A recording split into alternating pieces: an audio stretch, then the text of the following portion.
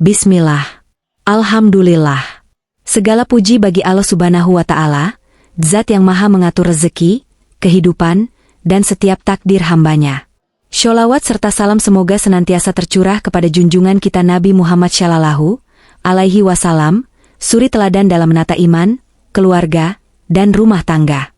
Saudaraku yang dirahmati Allah, pernahkah Anda duduk termenung di dalam rumah sendiri, lalu bertanya dalam hati, mengapa hidup terasa berat padahal rumah ini seharusnya menjadi tempat paling menenangkan? Pernahkah Anda merasa rezeki seperti tersendat, usaha tidak berkembang, dan hati mudah gelisah, padahal Anda merasa sudah bekerja keras dan berdoa? Banyak orang tidak sadar bahwa rumah bukan hanya tempat berteduh dari panas dan hujan. Rumah adalah tempat berkumpulnya energi doa, niat, dan perbuatan. Rumah bisa menjadi sumber keberkahan yang mengalir tanpa henti, namun juga bisa berubah menjadi tempat yang menutup pintu-pintu rezeki jika nilai-nilai Allah tidak lagi hidup di dalamnya. Tahun 2026 adalah tahun yang penuh ujian bagi banyak keluarga. Harga kebutuhan meningkat, persaingan hidup semakin ketat, dan tekanan batin terasa lebih berat dari sebelumnya. Namun ketahuilah, tidak semua kesempitan rezeki disebabkan oleh keadaan luar. Sebagian justru bermula dari dalam rumah kita sendiri. Ciri pertama rumah pembawa sial dan membuat rezeki seret adalah rumah yang sunyi dari nama Allah. Tidak terdengar lantunan ayat suci Al-Quran. Tidak ada zikir pagi dan petang. Solat sering ditunda, bahkan ditinggalkan. Rumah seperti ini perlahan kehilangan cahaya. Bukan karena lampunya mati, tetapi karena ruh iman tidak lagi hidup di dalamnya. Rasulullah Shallallahu Alaihi Wasallam mengajarkan bahwa rumah yang dibacakan Al-Quran akan terasa luas dan dipenuhi keberkahan. Sebaliknya, rumah yang tidak disebut nama Allah di dalamnya akan terasa sempit, meskipun bangunannya besar dan megah. Hati penghuninya mudah lelah, mudah marah, dan sulit merasa cukup. Ciri kedua adalah rumah yang dipenuhi pertengkaran dan luka batin. Suara tinggi lebih sering terdengar daripada doa. Bentakan menjadi bahasa sehari-hari. Suami dan istri saling menyimpan kecewa. Anak-anak tumbuh dengan rasa takut dan tertekan. Dalam kondisi seperti ini, ketenangan tidak punya tempat untuk singgah. Saudaraku, rezeki tidak hanya berupa uang. Rezeki adalah ketentraman. Rezeki adalah keharmonisan. Ketika rumah dipenuhi amarah, malaikat rahmat enggan masuk. Dan ketika malaikat menjauh, keberkahan pun ikut pergi perlahan tanpa kita sadari. Ciri ketiga adalah rumah yang dibangun dan dibiayai dari sumber yang tidak halal. Riba dianggap biasa. Kecurangan dimaklumi. Kezaliman dibiarkan. Makanan yang masuk rumah berasal dari penghasilan yang meragukan. Doa tetap dipanjatkan, namun hati terasa kosong. Ketahuilah, makanan haram yang masuk ke dalam tubuh akan mengeraskan hati dan menghalangi terkabulnya doa. Rezeki mungkin terlihat banyak, tetapi tidak membawa kebahagiaan. Uang cepat habis. Masalah datang silih berganti. Karena Allah Maha Suci dan hanya menerima yang suci. Saudaraku yang dirahmati Allah, jika hari ini Anda menyadari satu saja dari ciri-ciri ini ada di rumah Anda, jangan takut dan jangan berputus asa. Kesadaran ini bukan kebetulan. Ini adalah panggilan lembut dari Allah agar kita berhenti sejenak, lalu memperbaiki arah. Karena rumah yang diperbaiki niatnya, akan diperbaiki pula rezekinya. Dan rumah yang kembali mengingat Allah, akan kembali dipenuhi cahaya dan ketenangan. Saudaraku yang dirahmati Allah, setelah kita menyadari bahwa rumah bisa menjadi sebab terbukanya atau tertutupnya rezeki, kini mari kita masuk lebih dalam. Karena seringkali, ciri-ciri rumah pembawa sial ini terlihat sepele, bahkan dianggap biasa. Padahal justru dari hal-hal kecil itulah keberkahan perlahan pergi tanpa pamit. Ciri keempat rumah pembawa sial dan membuat rezeki seret adalah rumah yang kotor, berantakan, dan tidak terawat. Bukan soal rumah besar atau kecil, bukan soal perabot mahal atau sederhana. Yang dinilai adalah kepedulian penghuninya. Debu dibiarkan menumpuk. Barang rusak disimpan bertahun-tahun tanpa niat memperbaiki atau menyingkirkan. Sisa makanan dibiarkan. Sudut rumah jarang dibersihkan. Dalam Islam, kebersihan adalah bagian dari iman. Rumah yang bersih bukan hanya menyehatkan badan, tetapi juga menenangkan jiwa. Malaikat menyukai tempat yang bersih. Sebaliknya, rumah yang kotor dan berantakan menjadi tempat yang enggan disinggahi malaikat rahmat. Ketika malaikat menjauh, keberkahan pun ikut menjauh. Saudaraku, seringkali hati yang berantakan tercermin dari rumah yang berantakan. Dan rumah yang berantakan akan memantulkan kegelisahan ke dalam hati penghuninya. Rezeki pun terasa sempit karena hidup dijalani tanpa ketertiban dan kesadaran. Ciri kelima adalah rumah yang dipenuhi hiburan dan hiasan yang melalaikan dari mengingat Allah. Televisi menyala sejak pagi hingga malam. Tontonan yang membuka aurat dianggap biasa. Musik yang melalaikan lebih sering terdengar daripada ayat suci Al-Quran. Dinding rumah dipenuhi gambar dan pajangan yang tidak membawa pesan kebaikan. Islam tidak melarang keindahan. Allah Maha Indah dan menyukai keindahan. Namun ketika keindahan itu melalaikan zikir, menjauhkan sholat, dan membuat hati lupa tujuan hidup, maka keindahan itu berubah menjadi hijab yang menutup cahaya iman. Rumah yang seharusnya menjadi tempat menguatkan ruhani justru menjadi tempat melemahkannya. Ciri keenam adalah rumah yang mematikan keberkahan pagi. Penghuninya sulit bangun subuh. Sholat subuh sering tertinggal. Pagi dihabiskan dengan tidur panjang. Matahari sudah tinggi, namun rumah masih sunyi dari doa dan ibadah. Padahal Rasulullah Shallallahu Alaihi Wasallam mendoakan keberkahan bagi umatnya di waktu pagi. Saudaraku, pagi adalah waktu dibukanya pintu rezeki. Ketika pagi disia-siakan, bukan hanya waktu yang hilang, tetapi juga keberkahan. Rumah yang tidak pernah menyambut fajar dengan sholat, zikir, dan doa akan merasakan rezeki yang terasa berat meskipun penghasilan terlihat ada. Ciri ketujuh rumah pembawa sial adalah rumah yang kering dari sedekah dan berbagi. Tidak ada kebiasaan memberi. Tidak ada rasa peduli terhadap yang membutuhkan. Setiap rupiah dijaga dengan ketakutan berlebihan. Padahal sedekah adalah magnet rezeki. Sedekah adalah bukti keyakinan kepada Allah sebagai Maha Pemberi. Rumah yang pelit akan melahirkan hati yang sempit. Rezeki mungkin datang, namun cepat pergi. Masalah silih berganti.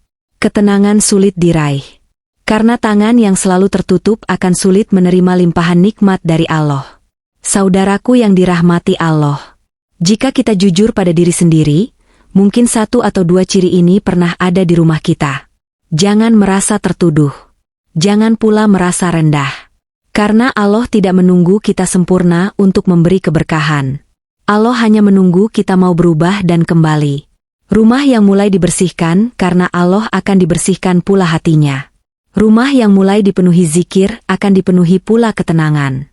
Dan rumah yang mulai belajar berbagi akan mulai merasakan rezeki yang mengalir dengan cara yang tidak disangka-sangka. Saudaraku yang dirahmati Allah. Pada titik ini, kita mulai masuk ke bagian yang lebih halus, lebih tersembunyi, namun justru paling sering menjadi sebab rezeki terasa seret. Karena tidak semua penghalang keberkahan itu terlihat oleh mata, sebagian justru bersemayam di dalam sikap dan kebiasaan sehari-hari para penghuni rumah. Ciri kedelapan rumah pembawa sial adalah rumah yang dipenuhi keluhan dan hilang rasa syukur. Setiap hari yang keluar dari lisan hanyalah keluhan. Mengeluh tentang penghasilan. Mengeluh tentang pasangan. Mengeluh tentang anak. Mengeluh tentang nasib yang dianggap tidak adil. Padahal nikmat Allah sudah begitu banyak. Namun mata hati tertutup oleh rasa tidak puas. Saudaraku, rumah yang dipenuhi keluhan akan terasa berat untuk ditinggali. Udara seolah pengap. Hati mudah lelah. Rezeki terasa selalu kurang meskipun secara angka terlihat cukup. Ingatlah janji Allah, jika kalian bersyukur maka aku akan menambah nikmatku. Namun jika kalian kufur, maka azabku sangat pedih.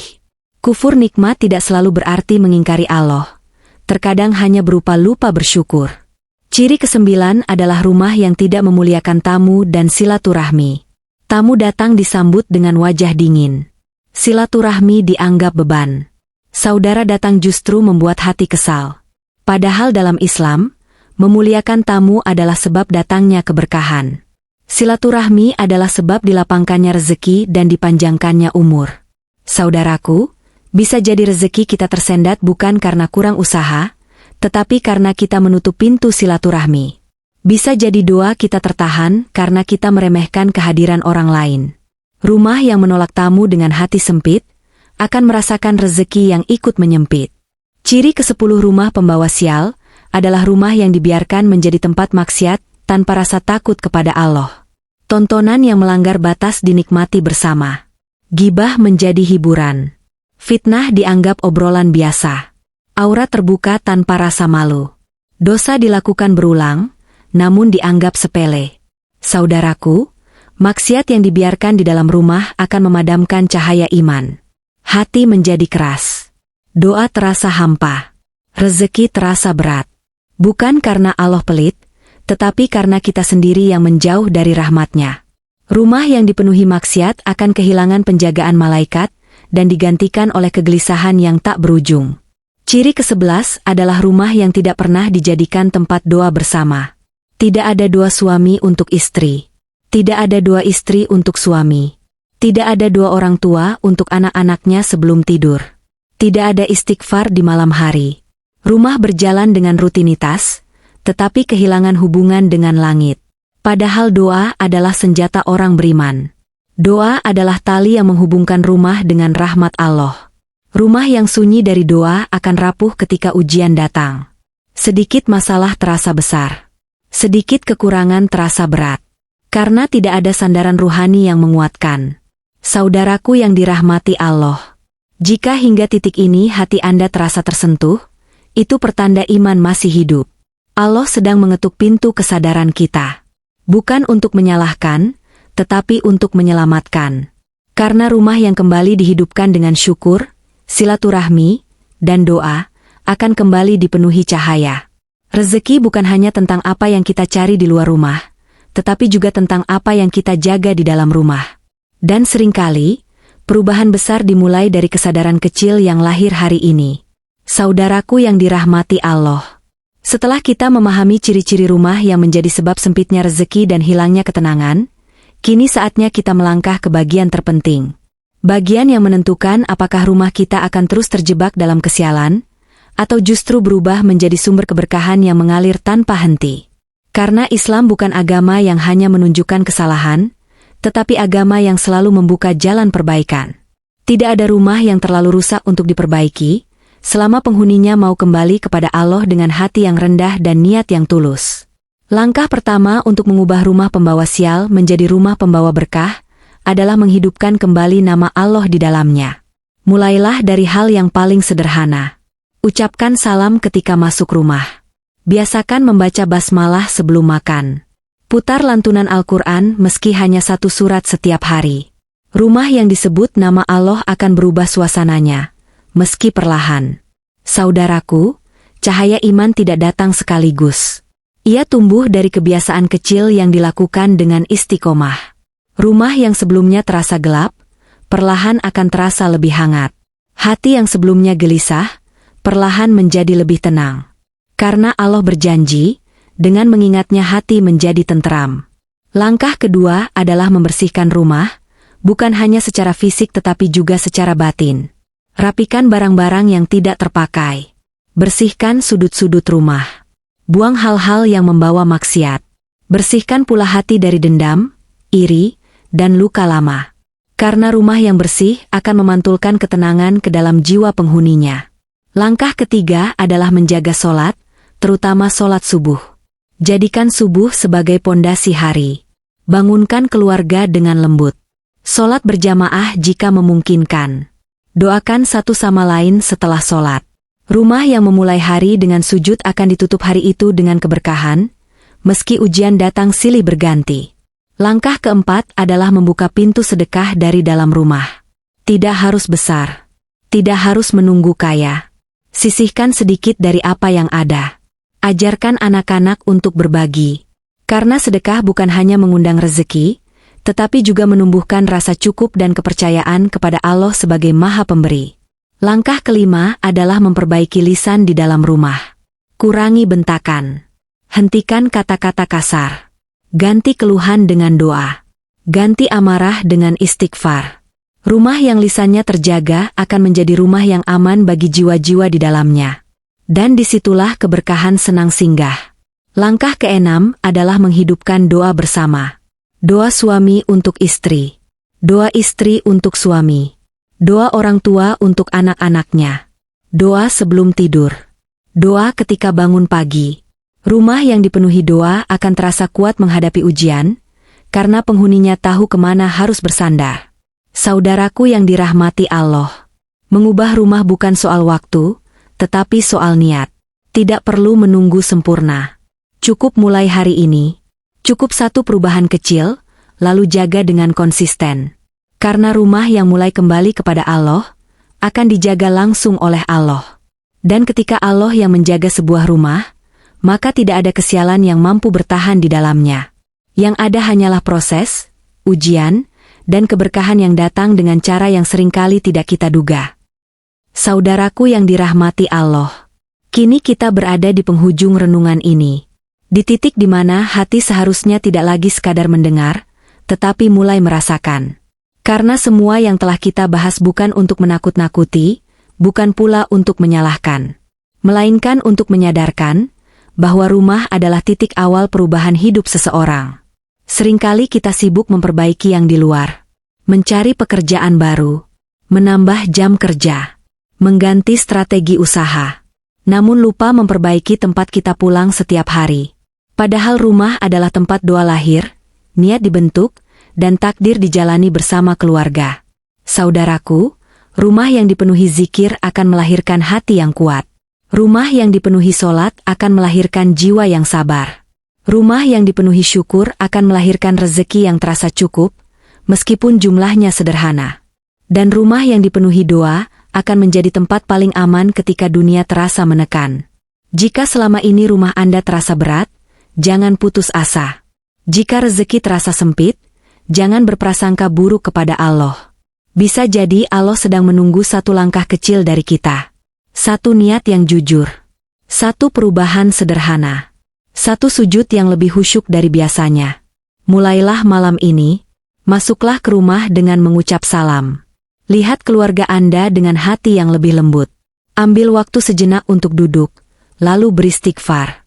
Minta ampun kepada Allah atas kelalaian yang mungkin selama ini kita anggap biasa. Saudaraku, tidak ada rumah yang langsung sempurna. Bahkan rumah para nabi pun diuji. Yang membedakan adalah bagaimana mereka mengembalikan semuanya kepada Allah. Karena rumah yang dijaga oleh iman, tidak akan pernah benar-benar runtuh, meski badai kehidupan datang silih berganti. Jangan takut miskin karena sedekah. Jangan takut lelah karena solat. Jangan takut berubah meski terasa berat. Karena Allah tidak pernah menyia-nyiakan hamba yang ingin kembali kepadanya. Bayangkan sebuah rumah yang di dalamnya ada doa setiap pagi dan malam. Ada solat yang dijaga. Ada lisan yang lembut. Ada hati yang saling memaafkan. Rumah seperti itu mungkin tidak mewah, tetapi langit mengenalnya. Malaikat mencatatnya. Dan keberkahan turun tanpa perlu diminta. Saudaraku yang dirahmati Allah, jika video ini menyentuh hati Anda, jadikan ia sebagai titik balik. Jangan biarkan ia hanya berhenti sebagai tontonan. Jadikan ia sebagai pengingat. Karena perubahan terbesar seringkali dimulai dari kesadaran yang paling sederhana. Mari kita tutup dengan doa. Ya Allah, jika rumah kami pernah menjadi tempat yang Engkau jauhi, maka hari ini kami mohon ampun. Jika rumah kami pernah sunyi dari zikir, maka hidupkanlah kembali dengan cahaya iman. Jika rezeki kami terasa sempit, maka lapangkanlah dengan keberkahan, bukan sekadar angka. Jika keluarga kami pernah saling melukai, maka satukanlah dengan kasih sayang dan kesabaran. Ya Allah, jadikan rumah kami tempat turunnya rahmat MU. Tempat tumbuhnya anak-anak yang soleh dan syolehah. Tempat kami kembali ketika dunia terasa berat. Dan tempat kami belajar menuju ridho MU. Amin ya Rabbal Alamin. Semoga siapapun yang mendengar naskah ini, diberi kekuatan untuk memperbaiki rumahnya, memperbaiki hatinya, dan memperbaiki hubungannya dengan Allah. Karena rumah yang diridhai Allah, akan mengantarkan penghuninya menuju kebahagiaan dunia dan akhirat. Wassalamualaikum warahmatullahi wabarakatuh.